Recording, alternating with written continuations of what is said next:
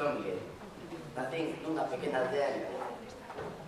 Por desgraza, para min, vivín toda a miña infancia sumido na máis absoluta pobreza, polo que emigrei a Argentina aos 18 anos. Ali gañei poucos cartos e conseguí formar o meu proxecto de vida, polo que xa non me regresei a Galicia. Bos días a todos. Son Carlos, son o argumentador inicial e represento ao Colexio La Salle neste debate. Respecto á afirmación plantexada, a chegada de persoas procedentes de fora de Galicia é unha oportunidade para o galego. Posicionámonos totalmente a favor, defendéndoa cando se apetece. Cando se pecha unha porta, ábrese unha ventana. É a que defenderemos cos nosos tres argumentos. O primeiro, que é de incentivo social, o segundo, que é de incentivo cultural, e o terceiro, que é de incentivo social. Primeiro, comezarei desglosando a nosa tese. Cando se pecha unha porta, ábrese unha ventana. Que quere dicir isto? Que o galego atópase nunha situación bastante complicada pola perda de falantes, xa que a xuventude a fala cada vez menos. Según unha enquisa do INE, un tercio de persoas de entre 5 e 14 anos falan pouco galego ou incluso non saben nada. É unha porta que se pecha, pero por sorte están as persoas procedentes de fora que abren a ventana. Eles son unha oportunidade, pero por que alguén de fora querría aprender o galego e usalo e falarlo? Iso é o que demostran os nosos tres argumentos. O primeiro é de incentivo social. Imaginade ir, por exemplo, a Italia e rematar ali os estudos. Que idioma falaríades? Moi fácil, o italiano, porque é o que a maioría de xente fala. Pois aquí pasa o mesmo. Os estranxeiros que van a estudar, neste caso a Galicia, teñen que falar galego, xa que máis de 1.300.000 de persoas o fan en Galicia. Sabedes canto é iso? É case suficiente como para encher 3 veces Malta, un país inteiro. Con tanta xente falando galego, os estranxeiros vense obligados a falalo, pois do contrario, terían moitas dificultades para moverse no seu día a día. Se o aprenderan, estarían máis que incluídos na sociedade.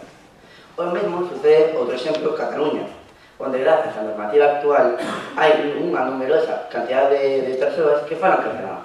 Por lo tanto, todos os estranxeiros ou persoas fora de Cataluña, pero dentro de España, que vayan a Cataluña, teñen que falar galego para poder entenderse. O noso segundo argumento é de interese cultural, xa que moita xente de outros países que ven a Galicia por interese. Un exemplo moi obvio é a catedral. Canta xente ve a catedral? Millóns.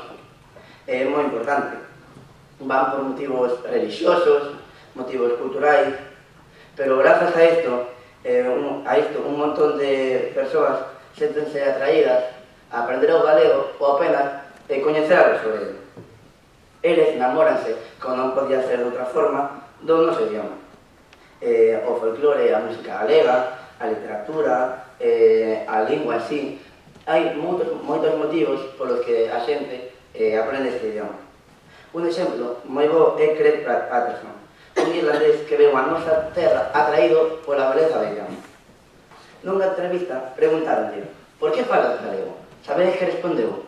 E ti, por que non o faz? Outro exemplo moi bo é María Victoria Moreno, que é premio das Letras Galegas no 2018. Pero, sin embargo, non é galega, é de Extremadura. O noso último argumento demostra que os estranxeiros que van a traballar ou estudar en Galicia vense obligados a coñecer o galego. Falalo tamén correctamente. A lei de Galicia animan e exixen aos estudantes fora de Galicia a aprender o galego e ter un bo nivel. Por exemplo, todos os traballadores públicos que opositan teñen que aprender o galego. Estamos a falar de máis de 400.000 persoas ao ano. Ademais disto, un 60% das persoas en Galicia queren opositar. E, según unha enquisa da Voz de Galicia, 3 de cada 10 habitantes de Galicia afirman ter opositado unha vez. Ademais disto, hai numerosas leis de normalización lingüística, proxectos que fai a Xunta, etc., que axudan a isto. Moitas grazas.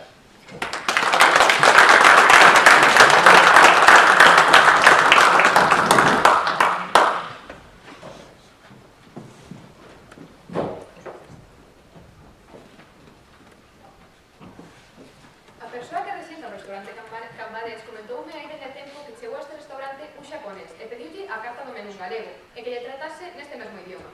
Ola, bons días a todos e a todas. Eu son Laia Fernández e con o meu equipo do Iso Carril vimos demostrar que cada pregunta a chegada de persoas procedentes de fora de Galiza é unha oportunidade para o galego?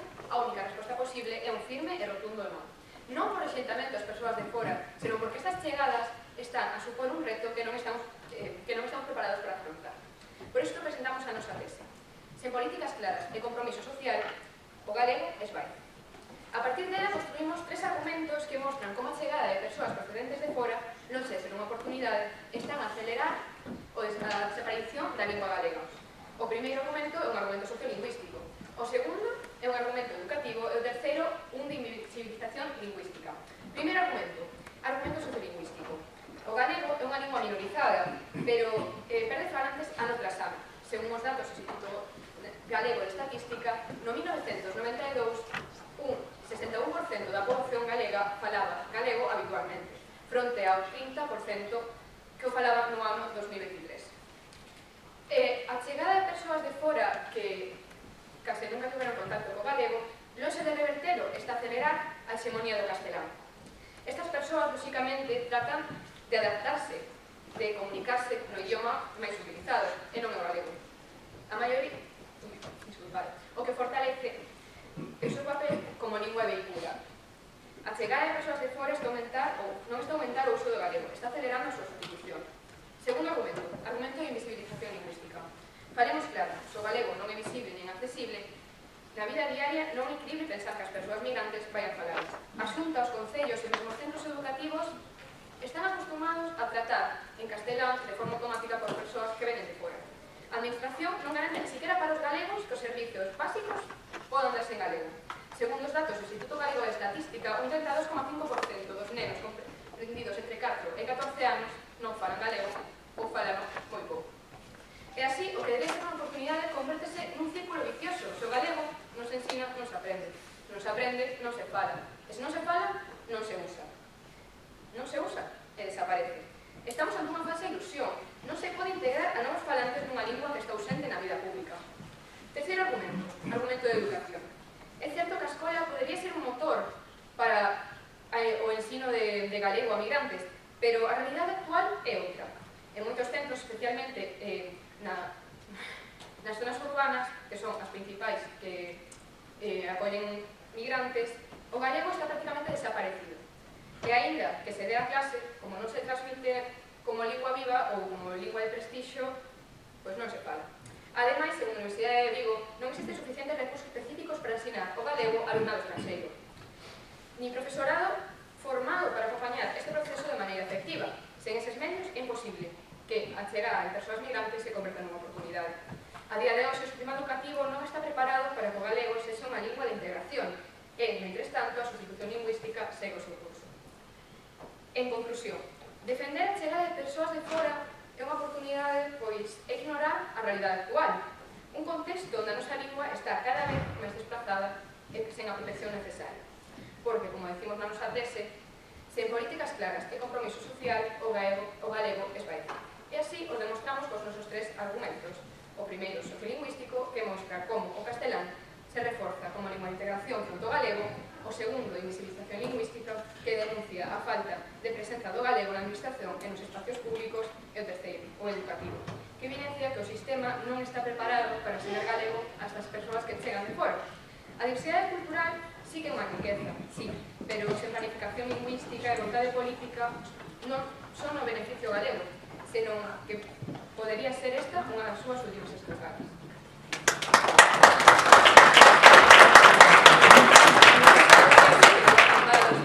Non era ni máis ni menos que Cápsula Saca, profesor da Universidade de Sudallán, en Xapón. Moitas grazas.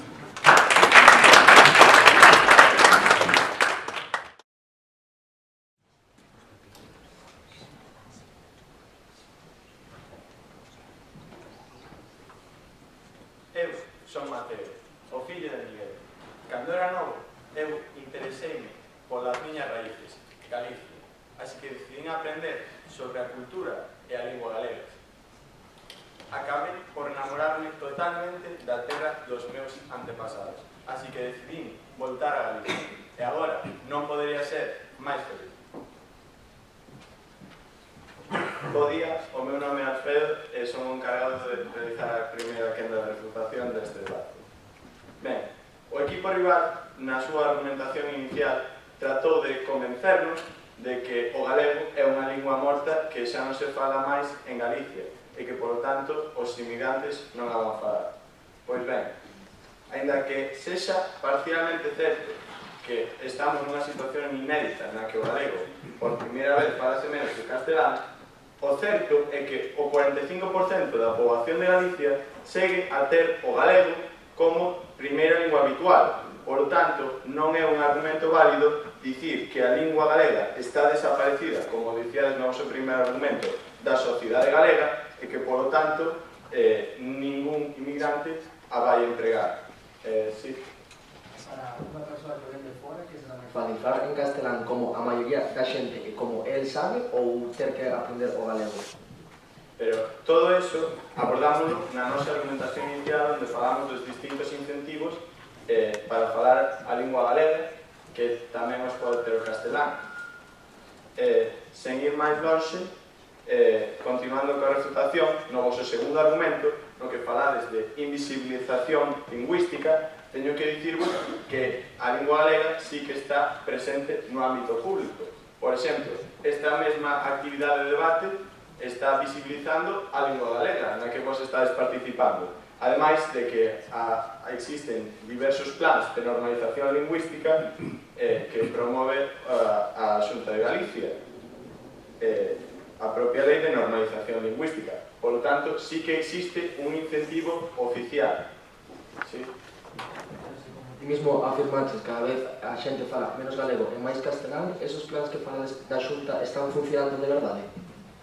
Ben, os plans que a administración executa poden ser máis ou menos efectivos, pero o que é innegable é que a xente que ven de fora sí que se sinte incentivada para comezar a falar galego polos diversos motivos que comentou o meu compañeiro Carlos. Continuando coa refutación, no vosso terceiro argumento dixestes que na educación e sobre todo nas áreas urbanas o sistema realmente non promove o uso do galego porque nas cidades a maioría da xente fala castelán. Pois ben, isto non é de todo certo, tal e como revela a famosa enquisa a que apelastes vos mesmos do IGE do 2024, onde se ve que claramente en 3 das 7 grandes urbes galegas o galego está no nivel da media de toda Galicia, sendo só na área da Coruña e Vigo onde o nivel está ao redor do 30% ou do 20% do uso. Por lo tanto, aínda que vos estedes enfrascados en facernos creer a nós que non existe unha contorna galegofalante en Galicia, iso é completamente mentira. Ben, cando se pecha unha porta, ábrese unha ventana. A porta estamos a pechar nós, que é un feito que a situación do galego en Galicia na actualidade é moi complicada. Pero a xente que ven de fora está a abrir unha ventana. En definitiva, está a darlle unha oportunidade ao galego. Moitas gracias.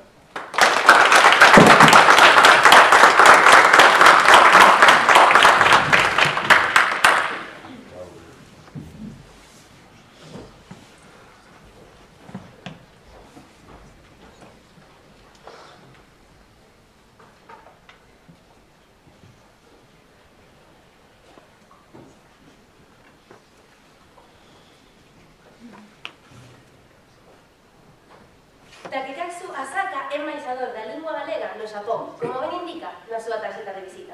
Moi bons días a todos. O meu nome é Marta Barcala e son encargada de realizar a primeira refutación para o equipo de IESO Carril.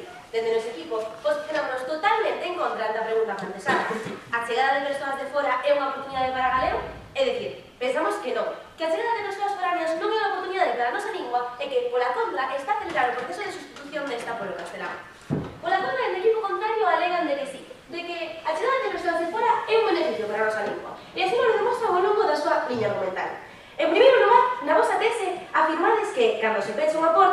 lamentar é que o galego está a perder falantes. E que é precisamente por isto como van a falar as persoas de fora galego se, como vostedes afirmades, ni sequera os propios galegos o falamos. No vosso primeiro argumento, o argumento de incentivo social, afirmades que o galego é o que se fala, pero, ben, segundo datos do Instituto Galego de Estatística, o 53,77% dos galegos utilizan maioritariamente o castelán. Entón, se ni siquiera nos mesmos falamos a nosa lingua, como van a facer as persoas de fora, sí? Que nós, de feito, sí que falamos a nosa lingua. O 45% de Galicia sí que fala o galego como primeira lingua, ainda que a tendencia sexa a baixa. Vale, pero se unha persoa de fora ven a Galicia e o que máis está acostumado a falar a xente daqui é o castelán, que van a aprender o galego ou o castelán. Ben, no vosso segundo argumento, o interese cultural, falades de que os estranxeiros veñen a Galicia por motivos religiosos ou culturais, pero es que isto non garante que veñen a aprender a nosa lingua e a promovela.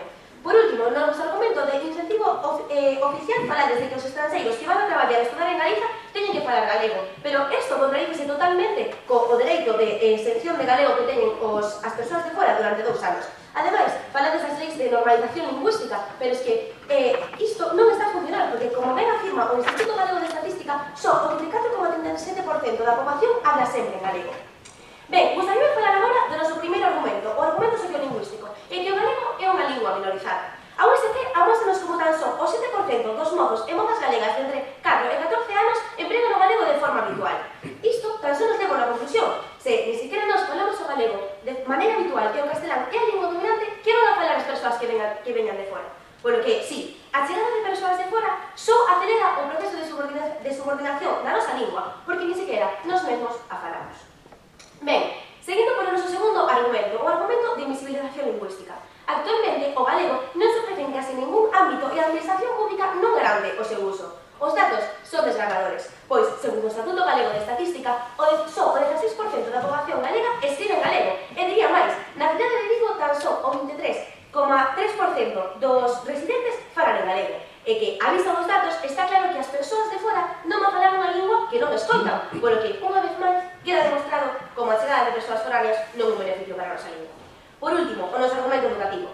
O actual sistema educativo non garante o ensino de galego de forma efectiva, e que na actualidade existe o dereito de exención da lingua durante 2 anos, do que falaba antes, e se pola contra houve esos medios necesarios para impartir o galego de maneira efectiva, pois sí, a chegada de persoas de fora sería un beneficio para a nosa lingua. Pero lamentablemente, a realidade é outra, e que só non afirma a Universidade de Vigo, que hoxe en día non temos os recursos necesarios para ensinar o galego ás persoas non nadas en Galicia.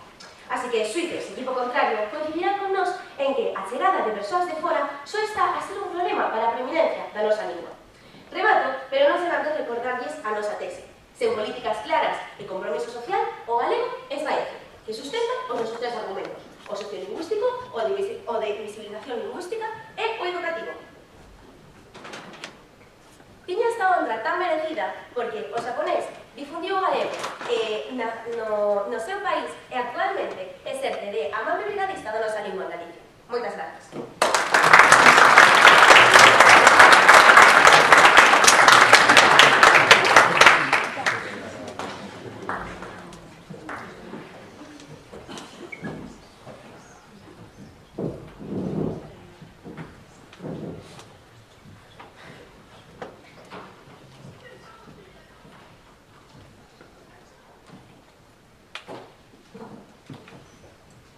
Ben, o equipo rival basou todo o seu terceiro argumento educativo de que o galego en realidade non se está a promover nas escolas na exención esa tan famosa dos 2 anos para aprender galego.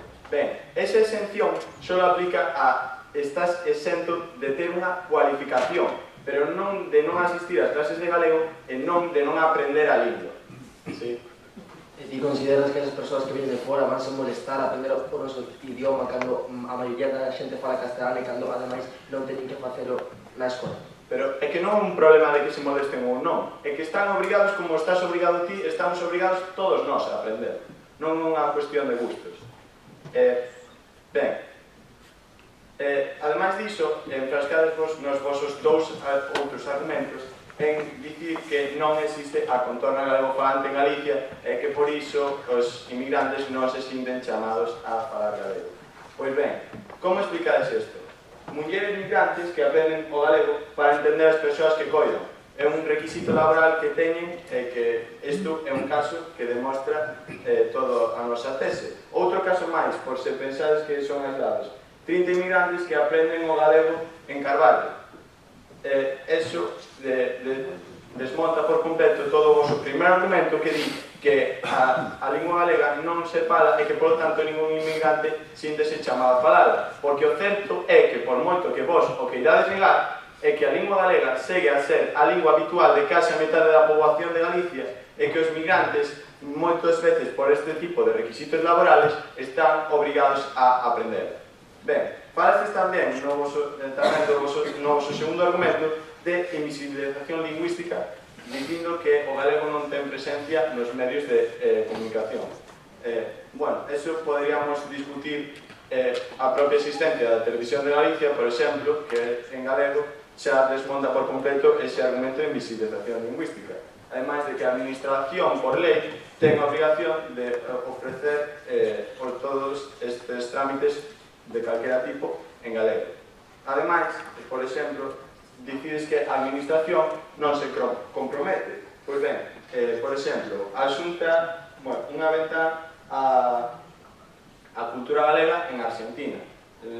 Nesta idea basamos o noso exordio. Ou, por exemplo, a Xunta destaca os lazos culturais entre Galicia e Portugal. Ou, ademais de todas as outras iniciativas que non teñan que ver, digamos, coa administración, pero sí que demostran un grande compromiso social, porque vos mesmo na vosa tese decides que non existe nin compromiso político nin compromiso social, cando é completamente evidente que sí que existe compromiso político, como xa mencionamos nas leis de normalización lingüística e nestes temas de cultura galega polo mundo, e que sí que existe compromiso social porque a xente segue a falar galego en Galicia, incluídas nas áreas urbanas, aínda que vos digades que non é certo.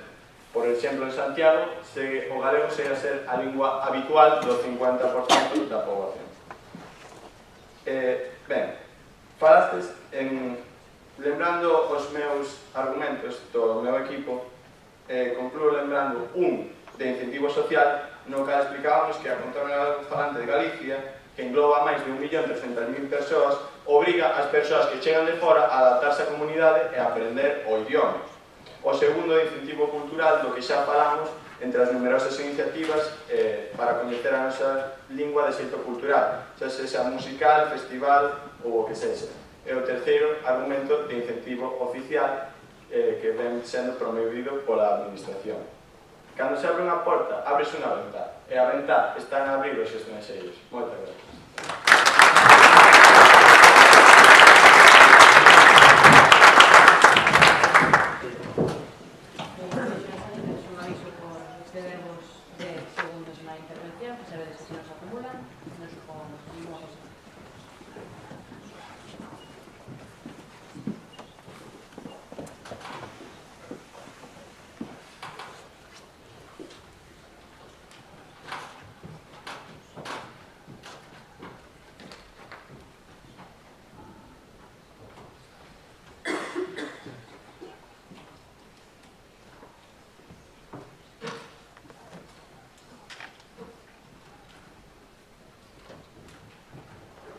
A festa do Albariño do pasado verán achegouse a caseta dunha adega que etiqueta en galego os viños e que moito fai pola nosa cultura.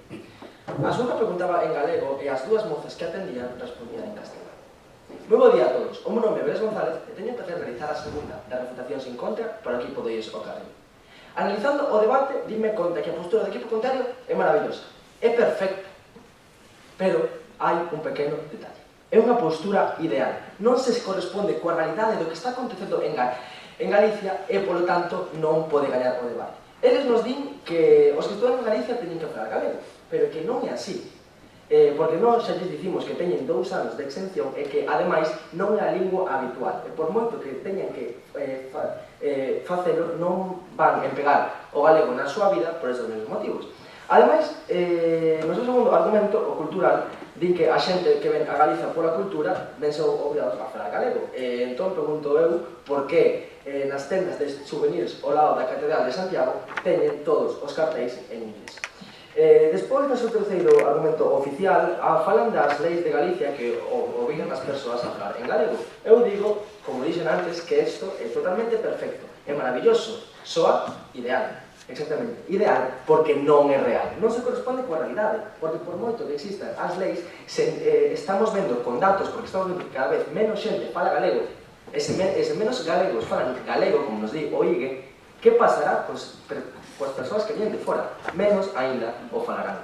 Despois, en toda a súa postura, nos din que os de fora poden aprender o galego, pero analizando o debate, dime conta que lles falta o nexo máis importante. Falta lles dicir por que os estranxeiros poden aprender o galego é unha oportunidade para o noso idioma. Porque sí, poden tamén aprender o noso idioma como baseades na nosa postura idealista, pero que poden aprendelo e poden contaminalo e poden dañalo máis do que o favorecen. É como estamos dicindo durante todos os nosos argumentos.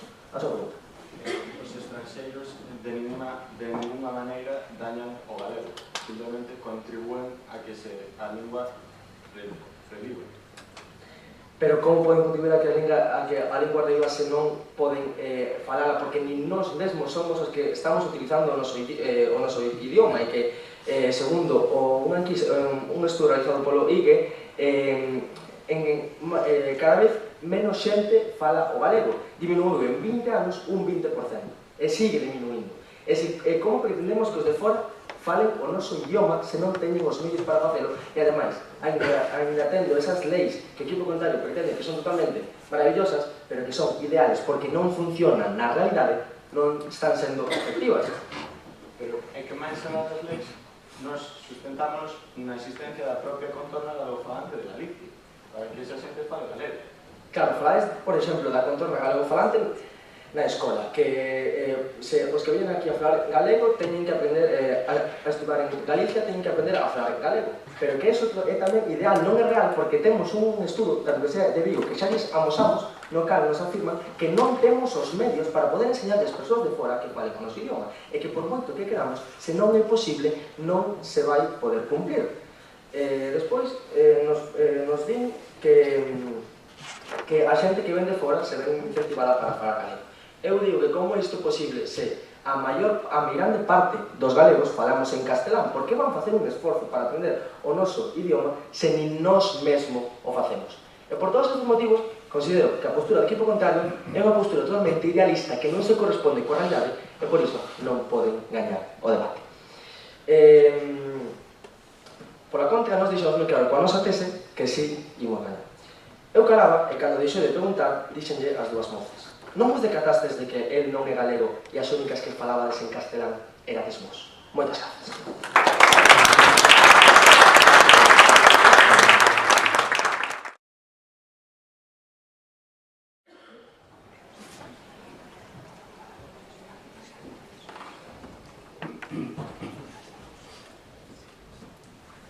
Unha baixou a cabeza, a un tribunal camiño, e dixo: ya, bo día, o meu nome é Paulo Deslópez, estou aquí para finalizar este debate facendo a conclusión da postura en contra. Gustaría agradecer o primeiro de todo, o xurado, a organización, ao público e, por suposto, ao equipo contrario. Comezarei falando destes últimos, que ante a pregunta a chegada a persoas de procedente de fora de Galicia é unha oportunidade para o galego, aportaron os seguintes argumentos. No seu primeiro argumento, de incentivo cultural, afirmaron que os estranxeiros teñen que falar galego por necesidade, porque é o que se fala aquí en Galicia. Nós deixamos claro que iso non é certo. A lingua máis falada en Galicia é o castelán segundo datos do Instituto Galego de Estatística. Por que ian aprender o galego e non o castelán? No seu segundo argumento, o de interese cultural, no que sosteñen que os estranxeiros síntense atraídos pola nosa lingua e cultura. Nós explicamos que isto non garante o aprendizaxe do galego. Por último, no seu terceiro argumento, o de incentivo oficial, intentaban demostrar que os estranxeiros precisan falar galego por motivos educativos e laborales. Nós volvimos a deixar claro que isto non é así, poñendo de exemplo o dereito de exención do galego de 2 anos e poñendo en dúbida os incentivos oficiais debido á predominación do castelán segundo datos, novamente, do IGE. Pola contra, nos deixamos ben claro coa nosa tese, sen políticas claras e compromiso social, o galego esvaece, que as persoas de fora que veñen a Galiza non supoñen unha oportunidade para o galego. Para sustentar esta tese, nos apoiamos nos nosos 3 argumentos: o argumento sociolingüístico, o argumento de invisibilización lingüística e o argumento educativo. No noso primeiro argumento sociolingüístico demostramos que a chegada de persoas de fora de Galiza aceleraría a sustitución do galego, argumento que quedou evidenciado con datos do IE. Con noso segundo argumento de visibilización lingüística, evidenciamos que debido á ausencia do galego na vida pública, este non se poderá integrar a novos falantes, argumento que quedou evidenciado novamente por datos do Instituto Galego de Estatística. Por último, no noso argumento educativo deixamos claro que non existen os recursos necesarios como para ensinar o noso idioma ás persoas estranxeiras, argumento que quedou evidenciado pola Universidade de Vigo. Remato. Esa tarde paseábamos pola calzada. Eu pensaba no moito que compre polinar o galego para que un día sexa a lingua normal que faz na terra na que roubou. Esta anécdota de Fernández Rey demostra que por moitos esforzos meritorios que faga un catedrático xaponés para aprender o noso idioma, se non nos poñemos da nosa parte, o galego non irá máis, porque xa odiamos a tese. Sen políticas claras e compromiso social, o galego esvaece, sustentada polos nosos tres argumentos: argumento sociolingüístico, argumento de visibilización lingüística e argumento educativo. Moitas grazas.